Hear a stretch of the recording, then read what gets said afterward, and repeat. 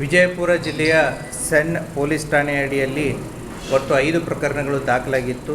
Digital arrest, crypto trading, part time job, share market trading, railway ಇಲಾಖೆಯಲ್ಲಿ ನೌಕರಿ ಕೊಡಿಸ್ತೀನಿ ಅಂತಂತೇಳಿ ಮತ್ತು MBBS ಸೀಟನ್ನು ಕೊಡಿಸ್ತೀನಿ ಅಂತಂತೇಳಿ ಈ ರೀತಿ ಒಟ್ಟು 5 ಸೈಬರ್ ಪ್ರಕರಣಗಳು, ಆರ್ಥಿಕ ವಂಚನೆ, ಆನ್ಲೈನ್ ಪ್ರಕರಣಗಳು ದಾಖಲಾಗಿರ್ತವೆ. ಸೊ ಈ ಪ್ರಕರಣ ಉಸ್ತುವಾರಿಯನ್ನು ವಹಿಸಿದಂತಹ ನಮ್ಮ DSP ಸೆನ್ ಸುನಿಲ್ ಕಾಂಬ್ಳೆ ಮತ್ತು DSP ಸೆನ್ ಆದಂತಹ ರಮೇಶ್ ಅಬುಜಿ ಅವರ ನೇತೃತ್ವದಲ್ಲಿ ಅವರ ಪೊಲೀಸ್ ಅಧಿಕಾರಿ ಮತ್ತು ತನಿಖಾ ತಂಡ ಈ 5 ಪ್ರಕರಣಗಳನ್ನು ಭೇದಿಸುವಲ್ಲಿ ಯಶಸ್ವಿಯಾಗಿದೆ. ಈ ಪ್ರಕರಣಗಳ ಮಾಹಿತಿ ಈ ರೀತಿ ಇರುತ್ತೆ. ಕ್ರೈಮ್ ನಂಬರ್ 27/24 IT ಆ್ಯಕ್ಟ್ ಮತ್ತು 420 ಅಡಿಯಲ್ಲಿ ಒಂದು ಪ್ರಕರಣ ದಾಖಲಾಗಿತ್ತೆ. ವಿಜಯಪುರದ ವ್ಯಕ್ತಿ kepex.com ಅನ್ನುವಂಥ ಟ್ರೇಡಿಂಗ್ ಅಪ್ಲಿಕೇಶನ್ದಲ್ಲಿ ಸುಮಾರು 1,88,00,000 ಅದನ್ನು ಹೂಡಿಕೆಯನ್ನು ಮಾಡಿರ್ತಾನೆ.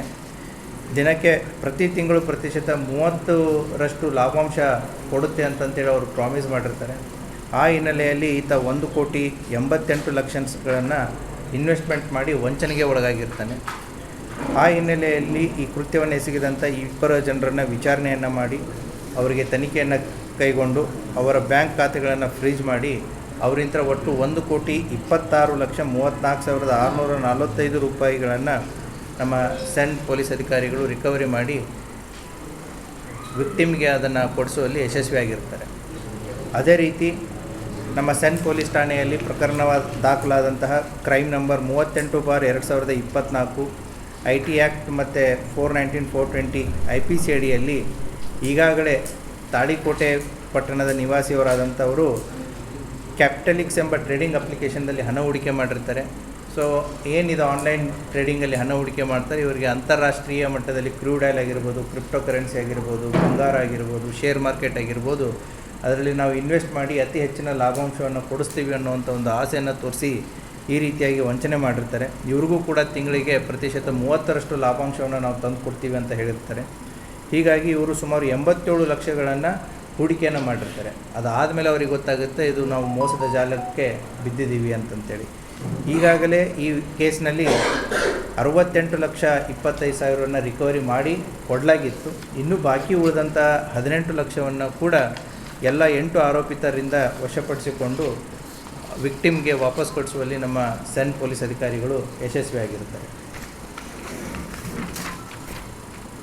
ಅದೇ ರೀತಿ ಸೆನ್ ಪೊಲೀಸ್ ಠಾಣೆ ಅಪರಾಧ ಸಂಖ್ಯೆ 60/2024 IT ಆ್ಯಕ್ಟ್ ಮತ್ತು 318, 319, 336, 338, 340, 351 BNS ಅಡಿಯಲ್ಲಿ ಪ್ರಕರಣ ದಾಖಲಾಗಿರುತ್ತೆ.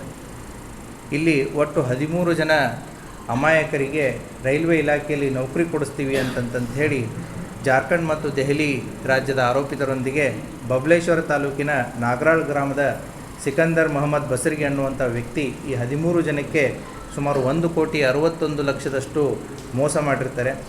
ಇವರಿಗೆ ಹಣ ಪಡೆದುಕೊಂಡು ನಕಲಿ ತರಬೇತಿ ಆದೇಶ ಪತ್ರವನ್ನು ಇಮೇಲ್ ಮತ್ತು ಪೋಸ್ಟ್ ಮೂಲಕ ಕಳುಹಿಸಿ, ಅಷ್ಟೇ ಅಲ್ಲದೆ ಜಾರ್ಖಂಡ್ ರಾಜ್ಯದ ರಾಂಚಿ ಸಮೀಪದ ಹಟಿ ಎನ್ನುವಂಥ ಪಟ್ಟಣಕ್ಕೆ ಕರ್ಕೊಂಡು ಹೋಗಿ ಅವರಿಗೆ ನಕಲಿ ತರಬೇತಿಯನ್ನು ಕೂಡ ಕೊಟ್ಟಿರ್ತಾರೆ. ನಕಲಿ ಆದೇಶ ಪತ್ರವನ್ನು ಕಳುಹಿಸಿ ರೈಲ್ವೆ ಇಲಾಖೆಯಲ್ಲಿ ಟಿಕೆಟ್ ಕಲೆಕ್ಟರಾಗಿ ನಾವು ನಿಮ್ಮನ್ನು ಅಪಾಯಿಂಟ್ಮೆಂಟ್ ಕೊಡಿಸ್ತೀವಿ ಅಂತಂತ ಹೇಳಿ ಅವರನ್ನು ಎಲ್ಲ ದಾಖಲಾತಿಗಳನ್ನ ಪಡೆದುಕೊಂಡು ರೈಲ್ವೆ ಇಲಾಖೆ ನಕಲಿ ID ಕಾರ್ಡನ್ನು ಕೂಡ ಇವರಿಗೆ ಮಾಡಿಸ್ಕೊಟ್ಟಿರ್ತಾರೆ.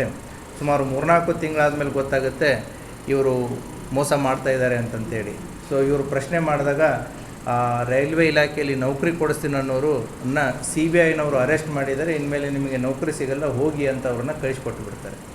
ಸೊ ಆ ಹಿನ್ನೆಲೆಯಲ್ಲಿ ಈ ಮೀಡಿಯೇಟರ್ ಆದಂತಹ ಬಬಲೇಶ್ವರ ತಾಲೂಕಿನ ನಾಗರಾಳ್ ಗ್ರಾಮದ ಸಿಕಂದರ್ ಮೊಹಮ್ಮದ್ ಬಸರ್ಗಿ ಅನ್ನುವಂಥನಿಂದ ಸುಮಾರು 45 ಲಕ್ಷ ರೂಪಾಯಿಗಳನ್ನು ವಶಪಡಿಸಿಕೊಳ್ಳಲಾಗಿದೆ. ಅದೇ ರೀತಿ ಇನ್ನುಳಿದ ಆರೋಪಿತರಾದಂತಹ ದೆಹಲಿ ಮತ್ತು ಜಾರ್ಖಂಡ್ ಮೂಲದ ಆರೋಪಿತರ ಪತ್ತೆ ಕಾರ್ಯ ಮುಂದುವರಿತಾ ಇದೆ.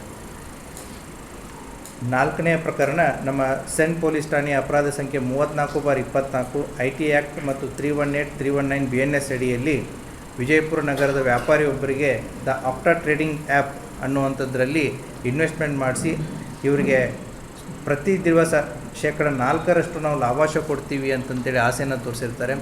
ಅವರು ಹಾಕದಂಥ ದುಡ್ಡನ್ನು ನಾವು ಅಂತಾರಾಷ್ಟ್ರೀಯ ಮಟ್ಟದ ಕರೆನ್ಸಿ ಡಾಲರು ಮತ್ತು ಶೇರ್ ಮಾರ್ಕೆಟು ಮತ್ತು ಆಯಿಲ್ ಟ್ರೇಡಿಂಗು, ಸೊ ಇವುಗಳಲ್ಲಿ ಇನ್ವೆಸ್ಟ್ಮೆಂಟ್ ಮಾಡಿ ಅತಿ ಹೆಚ್ಚಿನ ಲಾಭಾಂಶವನ್ನು ಕೊಡ್ತೀವಿ ಅನ್ನೋ ಒಂದು ಆಸೆಯನ್ನು ತೋರಿಸಿ ಅವರಿಂದ ಸುಮಾರು 2 ಕೋಟಿಯಷ್ಟು ಹಣವನ್ನು ಹಾಕಿಸ್ಕೊಂಡಿರ್ತಾರೆ. ಈಗಾಗಲೇ ಆರೋಪಿತರಿಂದ 38 ಲಕ್ಷ ವನ್ನ ರಿಕವರಿ ಮಾಡಲಾಗಿತ್ತು. ಅದೇ ತನಿಖೆಯನ್ನು ಮುಂದುವರಿಸಿ ಇನ್ನೂ 32 ಲಕ್ಷ ರೂಪಾಯಿಯಷ್ಟು ರಿಕವರಿಯನ್ನು ಮಾಡಲಾಗಿದೆ.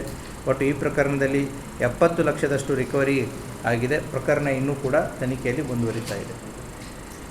ಕೊನೆಯದಾಗಿ ಬಸವನ ಬಾಗೇವಾಡಿ ಪೊಲೀಸ್ ಠಾಣೆ ಅಪರಾಧ ಸಂಖ್ಯೆ 265/2022 ಅಂಡರ್ ಸೆಕ್ಷನ್ 408, 409, 417, 420 IPC ಅಡಿಯಲ್ಲಿ ಪ್ರಕರಣ ದಾಖಲಾಗಿರುತ್ತೆ. 2021-22ರಲ್ಲಿ ಏನು ಶೋಯಬ್ ಅಹಮದ್ ಕೊರುಬು ಅನ್ನೋರು ಬಸವನ ಬಾಗೇವಾಡಿ ಇವರ ಮಗನಿಗೆ ನೀಟ್ ಎಕ್ಸಾಮ್ನಲ್ಲಿ ಅರ್ಹತೆ ಇಲ್ಲದೇ ಇದ್ದರೂ ಕೂಡ ಅವರಿಗೆ MBBS ಸೀಟ್ ಕೊಡಿಸ್ತೀವಿ ಅಂತಂತ ಹೇಳಿ ಒಟ್ಟು ಅವರಿಂದ 39,65,000 ದುಡ್ಡನ್ನು ತೊಗೊಂಡಿರ್ತಾರೆ. ಆರೋಪಿತರಾದಂತಹ ಶಂಶುದ್ದೀನ್ ಕಕ್ಕೇರಿ ವಿಜಯಪುರ ಮತ್ತು ಮೊಹಮ್ಮದ್ ಅಕೀಬ್ ಜಾವೀದ್ ಅಂತ ಏನಿದ್ದಾನೆ ಇವನು ಕಲಬುರಗಿಯವನು, ಈತ ವಿದೇಶಕ್ಕೆ ಹೋಗಿರ್ತಾನೆ. ಲುಕೌಟ್ ನೋಟಿಸನ್ನು ಜಾರಿ ಮಾಡಲಾಗಿ ಆರೋಪಿತನಿಂದ ಮುಂಬೈ ಏರ್ಪೋರ್ಟ್ನಲ್ಲಿ ಆತನನ್ನು ವಶಪಡಿಸಿಕೊಂಡು ದಸ್ತಗಿರಿ ಮಾಡಿ ಕರೆತರಲಾಗಿರುತ್ತೆ. ಈ ಇಬ್ಬರು ಆರೋಪಿತರಿಂದ ಸುಮಾರು 26,56,000 ರಿಕವರಿ ಮಾಡಿ ಈಗಾಗಲೇ ವಿಕ್ಟಿಮ್ಗೆ ಕೊಡಲಾಗಿದೆ. ತಪ್ಪಿಸ್ಕೊಂಡಂತಹ ಇನ್ನೊಬ್ಬ ಆರೋಪಿಗೋಸ್ಕರ ತನಿಖೆ ನಡೀತಾ ಇದೆ. ಹೀಗೆ ಒಟ್ಟು 5 ಆನ್ಲೈನ್ ವಂಚನೆ ಮತ್ತು ವಂಚನೆ ಪ್ರಕರಣಗಳಲ್ಲಿ ನಮ್ಮ ವಿಜಯಪುರದ ಸೆನ್ ಪೊಲೀಸ್ ಠಾಣೆಯ DYSP ಆದಂಥ ಸುನಿಲ್ ಕಾಂಬ್ಳೆ ಮತ್ತು ಇನ್ಸ್ಪೆಕ್ಟರ್ ಆದಂತಹ ರಮೇಶ್ ಔಜಿ ಅವರು ಮತ್ತು ಅವರ ಸಿಬ್ಬಂದಿ ವರ್ಗದವರೆಲ್ಲ ಸೇರಿ ಸುಮಾರು 2,47,84,645 ರೂಪಾಯಿಗಳನ್ನು ವಶಪಡಿಸಿಕೊಂಡು ಮೋಸಕ್ಕೆ ಒಳಗಾದಂಥ ಜನರಿಗೆ ಒದಗಿಸಿಕೊಡುವಲ್ಲಿ ಪ್ರಮುಖ ಪಾತ್ರವನ್ನು ವಹಿಸಿರ್ತಾರೆ. ಅವರ ಕಾರ್ಯವನ್ನು ಮತ್ತು ಅವರ ಸಿಬ್ಬಂದಿಯ ಕಾರ್ಯವನ್ನು ಬಹಳ ಶ್ಲಾಘಿಸಲಾಗುತ್ತೆ ಮತ್ತು ಇದೇ ರೀತಿ ಕೂಡ ಅವರ ಕಾರ್ಯವನ್ನು ಮುಂದುವರಿಸಲಿ ಅಂತಂತೇಳಿ ತಿಳಿಸಲಾಗ್ತಾ ಇದೆ. ಮತ್ತು ಅಷ್ಟೇ ಅಲ್ಲದೇ ವಿಜಯಪುರ ನಗರ ಮತ್ತು ಜಿಲ್ಲೆಯಾದ್ಯಂತ ಮೊಬೈಲ್ಗಳನ್ನು ಕಳ್ಕೊಂಡವ್ರಿಗೆ ಈಗ CEIR ಪೋರ್ಟಲ್ ಅಂತ ಇದೆ.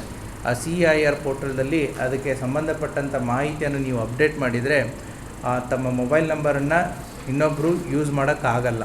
ಸೊ ಅವರೇನಾದರೂ ಯೂಸ್ ಮಾಡಿದರೆ ಅದರದ್ದು ಮಾಹಿತಿ ನಮಗೆ ಗೊತ್ತಾಗುತ್ತೆ. ಆ ಹಿನ್ನೆಲೆಯಲ್ಲಿ 5 ಮೊಬೈಲ್ ವರ್ತ್ 1,12,000 ಮೊಬೈಲ್ಗಳನ್ನು ಕೂಡ ವಶಪಡಿಸಿಕೊಳ್ಳಲಾಗಿದೆ. ಈ ಮೇಲ್ಕಂಡ ಪ್ರಕರಣಗಳಲ್ಲಿ ಪತ್ತೆ ಮಾಡಿದಂತಹ ಎಲ್ಲ ಅಧಿಕಾರಿ ಸಿಬ್ಬಂದಿ ವರ್ಗದವರಿಗೆ ಅಪ್ರಿಷಿಯೇಟ್ ಜೊತೆಗೆ ಬಹುಮಾನವನ್ನು ಕೂಡ ಕೊಡಲಾಗುತ್ತೆ.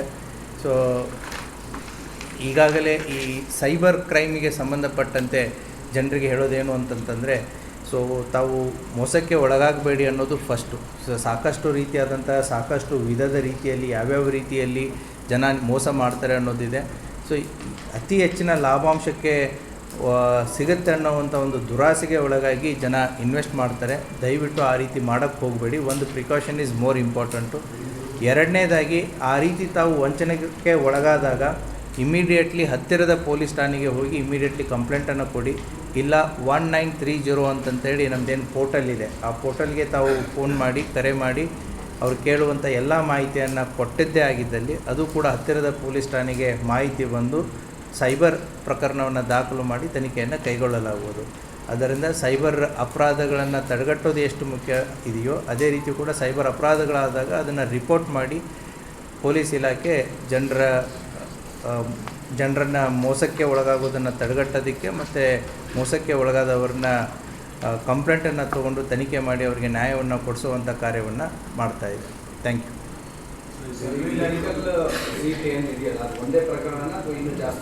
ಅದು ಒಂದೇ ಪ್ರಕರಣ ಅಂದರೆ ಈ ರೀತಿಯೂ ಕೂಡ ಮೋಸ ಆಗುತ್ತೆ ಅನ್ನೋದು. ಈಗ ನೀವೆಲ್ಲ ನೋಡ್ತಾ ಇದ್ದೀರ, ಇದರಲ್ಲಿ ನಾವು ವೆರೈಟೀಸ್ ಆಫ್ ಕೇಸಸ್ ಇದೆ. ಒಂದು ಆನ್ಲೈನ್ ಟ್ರೇಡಿಂಗ್ ಅಂತಂತೇಳಿ, ಇಂಟರ್ನ್ಯಾಷನಲ್ ಇನ್ವೆಸ್ಟ್ಮೆಂಟು, ನಾವು ಇಂಟರ್ನ್ಯಾಷನಲ್ ಲೆವೆಲ್ದಲ್ಲಿ ಇನ್ವೆಸ್ಟ್ಮೆಂಟ್ ಮಾಡಿ ಅತಿ ಹೆಚ್ಚಿನ ಲಾಭಾಂಶವನ್ನು ತಂದು ಕೊಡ್ತೀವಿ ಅಂತಂತೇಳಿ ಆನ್ಲೈನ್ ಆ್ಯಪ್ಸ್ಗಳ ಮೂಲಕ, ಇಂಟರ್ನೆಟ್ ಜಾಲತಾಣಗಳ ಮೂಲಕ ಆಗಿರುವಂಥ ಅಪರಾಧಗಳಿದ್ದಾವೆ. ಅದೇ ರೀತಿ MBBS ಸೀಟ್ ಕೊಡಿಸ್ತೀನಿ ಅಂತಂತೇಳಿ ಅಮಾಯಕರಿಗೆ, ನೀಟ್ ಎಕ್ಸಾಮ್ದಲ್ಲಿ ಅವ್ನಿಗೆ ಅರ್ಹತೆನೇ ಇಲ್ಲ ಆದ್ರೂ ಕೂಡ MBBS ಸೀಟ್ ಕೊಡಿಸ್ತೀನಿ, ತಂದೆ ತಾಯಿಯವರು ಏನು ಮಾಡ್ತಾರೆ, ಮಗ ಡಾಕ್ಟರ್ ಆಗಲಿ ಮಗಳು ಡಾಕ್ಟರ್ ಆಗಲಿ ಅನ್ನುವಂಥ ಒಂದು ಆಸೆಗೆ ಬಿದ್ದು ಈ ರೀತಿ ಮೋಸ ಹೋಗ್ತಾರೆ. ಅದು ಒಂದು ರೀತಿ ಇದು.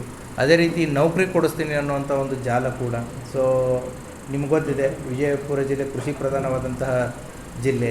ಇಲ್ಲಿ ತಂದೆ ತಾಯಿಯವರ ಹೊಲ ಮನೆಗಳನ್ನು ಮಾರಿಬಿಟ್ಟು ಮಕ್ಕಳಿಗೆ ನೌಕರಿ ಸಿಗುತ್ತೆ ಅನ್ನುವಂಥ ಒಂದು ಆಸೆಗೆ ಬಿದ್ದು ಈ ರೀತಿ ಮೋಸಕ್ಕೆ ಒಳಗಾಗ್ತಾ ಇರೋದು. ಸೊ ರೈಲ್ವೆ ಇಲಾಖೆಯಲ್ಲಿ ಕೂಡ ಇದೇ ರೀತಿ ನಾವು ನೌಕರಿ ಕೊಡಿಸ್ತೀವಿ ಅಂತಂತೇಳಿ ಮೋಸಕ್ಕೊಳಗಾಗಿರೋದು. ಸೊ ಯಾವ ರೀತಿ ಜನ ಇನ್ನೋಸೆಂಟ್ ಜನ ಆಸೆಗೆ ಒಳಪಟ್ಟು ಸೊ ಈ ರೀತಿಯಾಗಿ ಮೋಸ ಹೋಗ್ತಾ ಇರ್ತಾರೆ. ಈ ವಿವಿಧ ಪ್ರಕರಣಗಳನ್ನು ಬೆಳಕಿಗೆ ತರೋ ಉದ್ದೇಶ ಏನು ಅಂತಂತಂದರೆ, ಈ ರೀತಿ ತಾವು ಮೋಸಕ್ಕೆ ಒಳಗಾಗಬೇಡಿ ಅನ್ನುವಂಥ ಒಂದು ಉದ್ದೇಶ, ಮತ್ತು ಒಳಗಾದಾಗಲೂ ಕೂಡ ಪ್ರಕರಣವನ್ನು ದಾಖಲಿಸೋದಕ್ಕೆ ಮುಂದೆ ಬನ್ನಿ ಅನ್ನೋದು ಎರಡನೇ ಉದ್ದೇಶ. Thank you. Yes yes yes well planned, systematically planned. They have taken to the Jharkhand, Ranchi ಹತ್ರ ಒಂದು ಊರಿಗೆ ಕರ್ಕೊಂಡೋಗಿ ಅಲ್ಲಿ ಸುಮಾರು 1 ತಿಂಗಳ ಕಾಲ ಅವ್ರಿಗೆ ಅಲ್ಲೇ ಟ್ರೈನಿಂಗ್ ಕೊಡ್ತಾರೆ. That is a systematic. Yes yes they are aware of it, they are aware of it. ಅಲ್ಲಿ ಕೂಡ ಜಾರ್ಖಂಡಲ್ಲಿ ಕೂಡ ಇದಕ್ಕೆ ಸಂಬಂಧಪಟ್ಟಂತೆ ಪ್ರಕರಣಗಳು ದಾಖಲಾಗಿದ್ದಾವೆ. ಜಾಲ ದೊಡ್ಡದಿದೆ, ಇಲ್ಲ ಅಂತಂತ ಹೇಳ್ತಾ ಇಲ್ಲ. As of now all these are under investigation.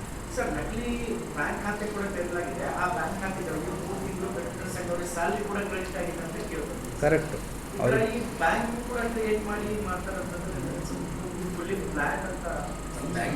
There is no doubt. ಇಲ್ಲ, ಬ್ಯಾಂಕ್ ಅಕೌಂಟ್ ತೆಗೆಯೋದಕ್ಕೆ ಬ್ಯಾಂಕ್ನವ್ರದ್ದು ಏನೂ ಸಮಸ್ಯೆ ಇಲ್ಲ ಇಲ್ಲಿ. ಅವ್ರ ಅಕೌಂಟ್ ತೆಗಿ ಅಂತಂದಾಗ ಇವರು ಎಂಪ್ಲಾಯೀಸ್ಗಳು ತೆಗೆದಿರ್ತಾರೆ, ತಕ್ಕೊಂಡು ಅಕೌಂಟ್ ಡೀಟೇಲ್ಸ್ ಕೊಡಿ ಅಂತಂದಾಗ. ಸೊ ಅವರನ್ನು ನಂಬಿಕೆಗೆ ಒಳಗಾಗಬೇಕು ಅಂತಂದರೆ ಸ್ಟಾರ್ಟಿಂಗ್ 2 ಮಂತ್ಸು 3 ಮಂತ್ಸು ಅವ್ರು ಹೇಳಿದಂಥ ಪ್ರಾಮಿಸ್ ಮಾಡಿದಂತಹ ಪ್ರತಿಶತ ಲಾಭಾಂಶವನ್ನು ಕೊಡೋದನ್ನು ಕೂಡ ಇರುತ್ತೆ. ಈಗ ನೀವು 50 ರೂಪಾಯಿ ಇನ್ವೆಸ್ಟ್ಮೆಂಟ್ ಮಾಡಿ 10 ರೂಪಾಯಿ ಲಾಭ ಬಂದಾಗ ಲಾಭ ಬರ್ತಾಯಿದೆ ಅಂತೇಳಿ ಮತ್ತೆ ಇನ್ನೂ 50 ರೂಪಾಯಿ ಇನ್ವೆಸ್ಟ್ಮೆಂಟ್ ಮಾಡ್ತೀರಾ, ಅವಾಗಲೂ 10 ರೂಪಾಯಿ ಅಂತಾರೆ. ಒಂದು 500ವರೆಗೂ ಹಾಗೆ ಮಾಡ್ತೀರಾ. 500ವರೆಗೂ ಅವ್ರು ಹೇಳಿದಾಗ ರಿಟರ್ನ್ ಕೊಡ್ತಾರೆ. ಒಮ್ಮೆ ಹೇಳ್ತಾರೆ 500 ಏನು ಮಾಡ್ತಾರೆ, ಒಮ್ಮೆ 5 ಲಕ್ಷ ಹಾಕಿ ಅಂತಂತಾರೆ. ಇದೇ ರೀತಿ ಅದು ಮೋಸದ ಜಾಲ ಬರೀ ಒಂದಕ್ಕೆ ಆಗಲ್ಲ. ಮೊದಲು ನಂಬಿಕೆಯನ್ನು ಅವರು ಗಳಿಸ್ಬೇಕಾಗುತ್ತೆ. ಅದಕ್ಕೆ ಫಸ್ಟ್ ಮಂತ್ಸು 2 ಮಂತ್ಸು 3 ಮಂತ್ಸು ಅವ್ರನ್ನ ಸಿಸ್ಟಮೆಟಿಕ್ಕಾಗಿ ಅವ್ರು ಏನು ಹೇಳಿರ್ತಾರೆ ಅದನ್ನು ಕೊಡೋದಕ್ಕೆ ಸ್ಟಾರ್ಟ್ ಮಾಡ್ತಾರೆ. ಕೊನೆಗೆ ದೊಡ್ಡ ಪ್ರಮಾಣದ ದುಡ್ಡನ್ನು ನೀವು ಹಾಕಿದಾಗ ಆವಾಗ ನಿಮಗೆ ಗೊತ್ತಾಗುತ್ತೆ ಇದು ದುಡ್ಡು ಬರ್ತಾ ಇಲ್ಲ ವಾಪಸ್ಸು ಅಂತಂತೇಳಿ. ಆವಾಗ ನಿಮಗೆ ಅನಿಸುತ್ತೆ ನೀವು ಮೋಸ ಹೋಗ್ತಾ ಇದ್ದೀರಿ ಅಂತ. Thank you.